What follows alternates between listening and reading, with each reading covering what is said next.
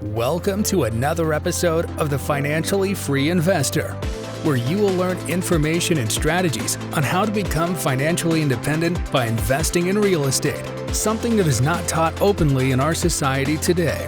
Financial freedom matters so you can live a bigger life, retire early, and do what matters most to you. Get ready to hear tried and true methods to becoming financially free with your host, Jordy Clark. Good morning, afternoon, or evening. Welcome to another episode of the Financially Free Investor podcast. Today, I wanted to talk a little bit about who you're surrounding yourself with. Probably 2 years ago, I heard a podcast from somebody else. I won't mention names, but on that podcast, he was talking about kind of leveling up and getting around people who were doing bigger things, being in bigger rooms, just being involved with things at a different level than what you're involved with them now. And I wanted to talk about that because there's a lot to dive into there. So first thing I wanted to talk about was GoBundance. When I heard that podcast, I thought, man, I would love to be in GoBundance one day. So I set a goal and worked towards it, and we ended up achieving it way quicker than I ever thought. But the interesting thing is when I joined GoBundance, so just to give you some context on what GoBundance is, because some of you may be like, hey, Jordy, what's GoBundance? GoBundance is a mastermind. And if you've never heard of a mastermind, this is what a mastermind is. It's a bunch of people getting together and talking about, how to be better in every area of their life, right? So with that being said, GoBundance is a tribe for healthy, wealthy, generous people who want to grab life big. And, that really resonated with me, and people who choose to lead epic lives is, I guess, the tagline. But here's the interesting thing. There's so much more about GoBundance. And the big thing is they kind of surround their whole premise on living in a few different pillars. And the pillars are super important because it's what really drew me to this organization. Before I get into the pillars, I want to talk about kind of the guys that started GoBundance. So David Osborne, he's a 9-figure millionaire. He owns a ton of businesses. He is grabbing life big. Pat Hyben, he wrote a book that influenced me 8 years ago when I started my real estate journey called 6 Steps to 7 Figures. And he started a big podcast called Real Estate Rockstars, which I still listen to today. Tim Rode, he started One Life Fully Lived. He is just a total ski bum. He's the most amazing person you've ever met, just very genuine and giving. And he always talks about just getting goods in the woods, being out in the outdoors. And then there's Mike McCarthy. He's an entrepreneur. He owns a bunch of Keller Williams regions or franchises, and he does a lot of really cool things. So those 4 guys kind of started GoBundance, and really they just got together and started holding each other accountable, realized they had something special, and jumped in and started bringing more people on. And, a decade later, it really started getting big. And the cool thing about GoBundance is the pillars that they talk about. So a couple of things. If you want to know more about GoBundance, there's a book called The Tribe of Millionaires. I'd highly recommend getting it. It's free. In fact, if you email me, thefinanciallyfreeinvestor@gmail.com, I'll make sure that you get a free copy of The Tribe of Millionaires. It talks a lot about what GoBundance is. But the cool thing is, it's really focused around different areas of your life. So they use this tool called the One Sheet, which has everything, as you'd imagine, on one sheet. And what we're supposed to do is we're supposed to have it filled out and pretty much ready to go once a quarter. And this is really the big thing that they focus on. So they've got your financials on there, and everyone's pretty open in GoBundance about their financials, which is pretty cool because that you don't get that in other places. The other pillar is genuine contribution. So they want us to be giving back, and whether that's a financial goal or a time goal, it's important to give back and contribute in a number of different ways. And, there's a couple of ways I contribute. One of them is, I pay 10% of our income to our church, and that goes to help other people in our community and a bunch of different stuff. The other way I give on genuine contribution is time. So I help run a few of the real estate investor associations here locally because I'm passionate about it, as you guys know, and I don't get paid to do that. So it's all volunteer time. And, I'm probably 4 or 5 hours a month that I'm donating. It's actually probably a little bit more than that now that I think think about it, maybe 8 hours a month that I'm donating to help that organization, to help other aspiring investors. So, we track all of that. We also track,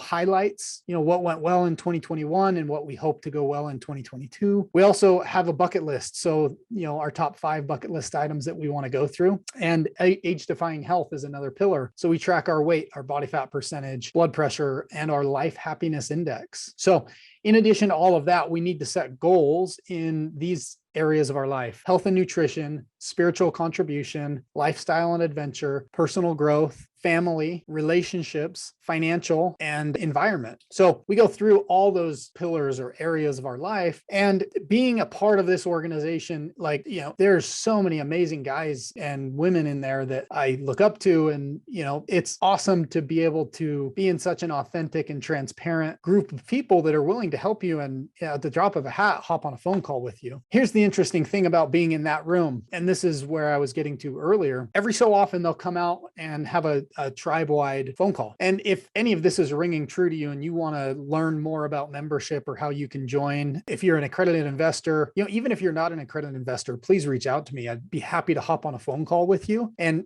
chat with you about it. Anyways, we have the opportunity every so often to hop on a phone call with different entrepreneurs and people in the organization and talk about just different things that are going on in the world or in business or whatever. Anyways, obviously, this is June of 2022. The real estate market's kind of hit a pause. The stock market's down 20%. There's talks of a recession. Even Jay and I kind of talked about a recession on an episode of the podcast. And so this phone call was from David Osborne, who, by the way, has a very significant net worth, 9-figure entrepreneur. And the tribe-wide call was called Navigating Through Choppy Waters: How You Can Navigate This Upcoming Recession. And I wanted to share some of my notes with you, in addition to talking about how awesome GoBundance is and the personal growth I've experienced from GoBundance. But more importantly, because I think this is super relevant and needed information right now on what you, as a listener of my podcast, can do right now to navigate what's going on. So there's like 750 members nationwide in GoBundance. On this call, there was more than 300 members present. And it's a Zoom. They don't let you in unless your camera's on and your camera stays on. And so everyone is engaged. And that's what I love about it, is people don't come up and half-ass anything in GoBundance. Everyone is doing the best they can in every area of their life. So on this call, we're sitting there and we're listening. They kind of have a rough outline of what they want to talk about. So here were kind of some of my highlights. We're in an everything bubble. And what I mean by that is they pulled up a graph and it showed earnings in relation to long-term growth trend. So right now there's a large deviation of earnings above the long-term growth trend. What does that mean? Well, that means potentially a lot of stuff is overvalued, right? We'll see how that plays out. Some of the other notes I took said, no 2 shifts are the same, but there are patterns that we should be paying attention to. We may be in an everything bubble, and that means everything may be due for a correction. We had a V-shaped recovery through COVID. What I don't think anyone expected going into COVID was how much money the Fed would print. And the number was thrown out, $6 trillion, which is a lot of money. And that's why the recovery was super fast. So we also talked about, best practices from the dot-com bubble from 2008 and how to plan to avoid loss and take advantage of assets that may or may not go on sale over the next 12 to 18 to 24 months. Okay, so here's where we're going to kind of get into it. And again, guys, I'm kind of censoring the notes a little bit because there was a lot of sensitive information that isn't meant to just go out into the public. GoBundance, we go super deep on some of this stuff. And again, if you are interested in membership, please reach out to me. But Bridgewater wrote a prediction that the first drawdown in the stock market we have seen was due to an increase in the interest rates. And here's where it gets really interesting. In that same piece, they said that they believe when publicly traded companies start to miss earning projections in July, which is tomorrow, as I'm recording this June 30th, analysts will adjust their valuation numbers downward, which could lead to another 20 to 30% dip in the stock market. So one, I thought that was super interesting because it makes a lot of sense to me. I'm not really a stock market guy though, but everything has repercussions and consequences. So it'll be interesting to see what happens. And, I'm going to take that advice with a grain of salt. They also said, these are my notes, this. The last time analysts were this far off from earnings and projections was in 2008, the great financial crisis, and the dot-com. So this is a sign right now that analysts, again, talking about stock market, they're analyzing companies, could be disengaged from reality and so lost in the numbers that they don't really have boots on the ground and can see what's actually happening. So kind of interesting there, right? They also talked about something that I thought was super interesting because there was a shortage. A lot of companies ordered a lot of stuff because it's back ordered. It's tough to get stuff. And so with us going into a recession with gas at an all-time high, interest rates are up. So everyone's debt payments on stuff are getting more expensive. And especially if you're buying a new house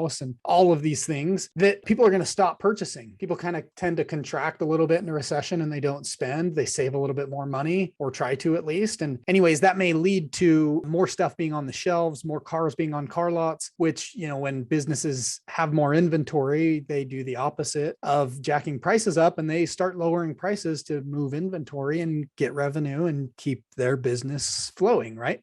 So there could be some opportunities there. And we're not just talking about real estate, although we need to watch supply and demand with real estate too. So a couple of other things that we're talking about were everyone should be padding their cash reserves and their business operating accounts by an extra 50% as quick as possible. They also talked a lot about taking inventory of where you can chop overhead in your personal life and your business now, so you don't have to act based on emotion in the future. Selling underperforming assets or properties to prune the portfolio. They talked about that. They talked about a blog called Calculated Risk, just for extremely up-to-date data. So I subscribed to that. And, it was really interesting being on this phone call from somebody that's, worth probably close to 200 million at this point, giving us advice. And granted, he's at a different place in his life than a lot of us on the call were, yet he's throwing the rope down and helping us just get prepared, right? And something he said was, if you prepare for the worst and it doesn't happen, you're golden, right? Meaning you'll just have extra cash. You will have leaned out your expenses a little bit. Could be a bunch of different stuff. But if you don't prepare for the worst and the worst happens, then you're done for. So, it's an interesting conversation being a part of it, as, you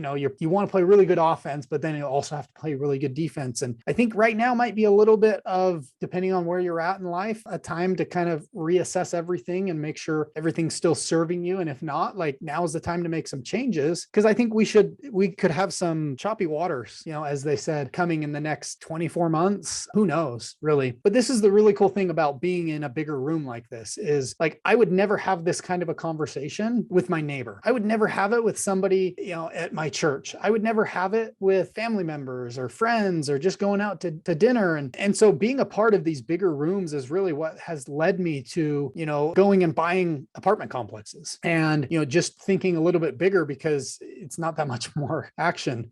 And also, finding other friends who are wanting more or something different, and being in these rooms every time I get in them, even if it's just on a Zoom, like we did a couple nights ago, my mind's always expanded. I'm always thinking, well, man, how can I do more? And I kind of get into this creation mode. And, I think that's important, because that's really what drives fulfillment, is creation and the ability to help people. And it was a big impetus for this podcast, is just being in a bigger room. So with that being said, there's one other thing I wanted to highlight. And I kind of got over all of the just economic stuff that's going on, and, maybe things that you can do, things that I'm certainly doing to prepare for whatever may come next. But last year, this time, my wife and I, we actually joined a couples mastermind. And again, this was a totally different thing. We really put ourselves out there, both financially and just vulnerability wise. And in this couples mastermind, we were able to hop on phone calls once a month, and we heard from other speakers, and sometimes we would do exercises together, and just tools that Courtney and I could improve our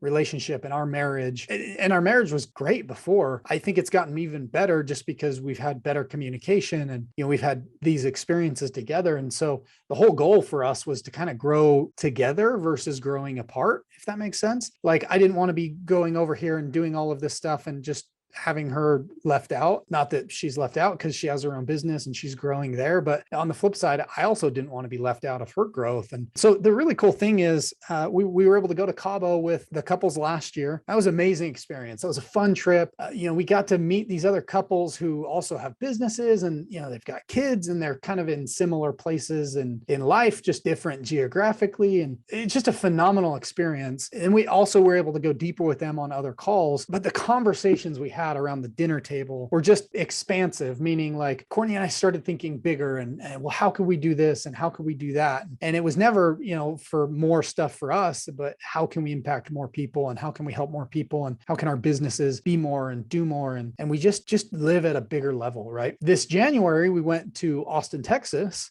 And again, same thing happened, just with a different group of couples. So much good has come in our personal growth, in our growth as a marriage, in our growth together, that I can't say enough good things about it. So if you're at all interested in that mastermind as well, it's definitely a bigger room. It's hard to quantify when we invest in ourselves or when we invest in our marriage, but we need to take stock of that's important, right? It's not always about buying another property or being able to calculate, if I buy this and it cash flows this and, here's how it is. No, like on the flip side of the coin, it's also who are you becoming?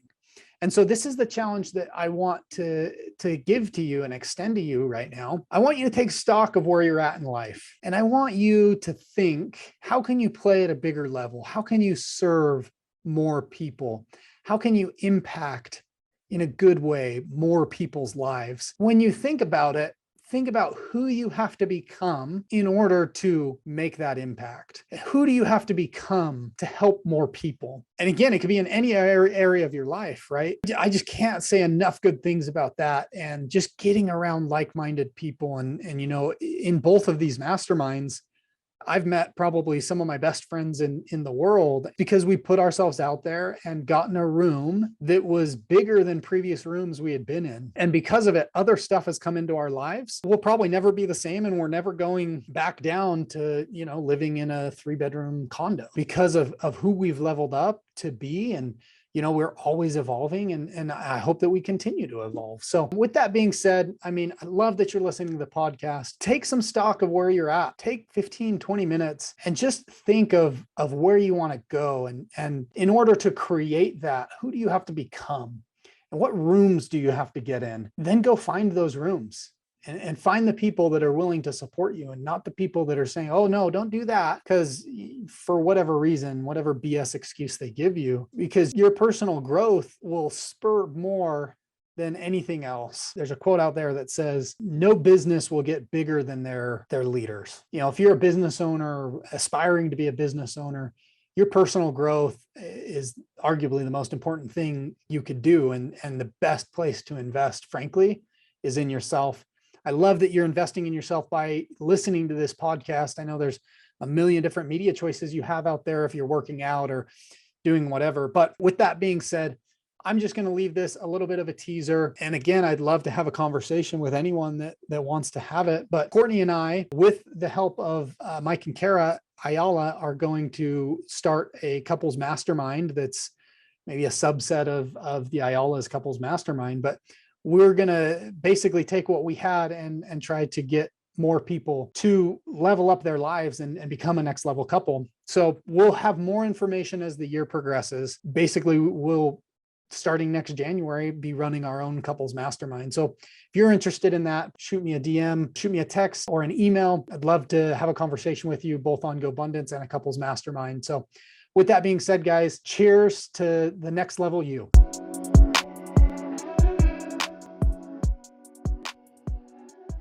Thank you for joining me for another episode of The Financially Free Investor. If you found value in this episode or know someone who would find value in this information, please share with them, subscribe, and send us a review.